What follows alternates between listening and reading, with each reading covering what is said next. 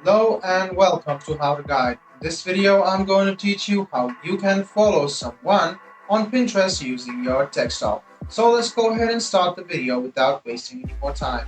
Open any type of browser you have on your PC and go to Pinterest. Then log into your account, and what you need to do now is see this type of interface.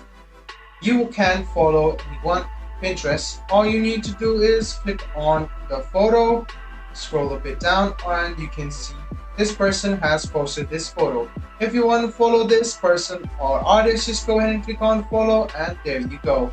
You can also see some of the suggestions. You can follow them as well.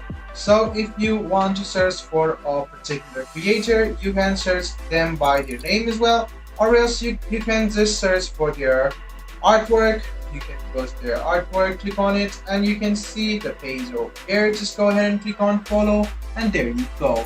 This is how easy it is to follow someone on Pinterest using your desktop or web browser. I hope this video was helpful for you. If you still have any kind of confusion, please do mention us on the comment section down below. Like the video, subscribe to the channel, and do hit the bell button for more. Hope to see you in the next video as well. Until then, goodbye, take care, and make sure you enjoy.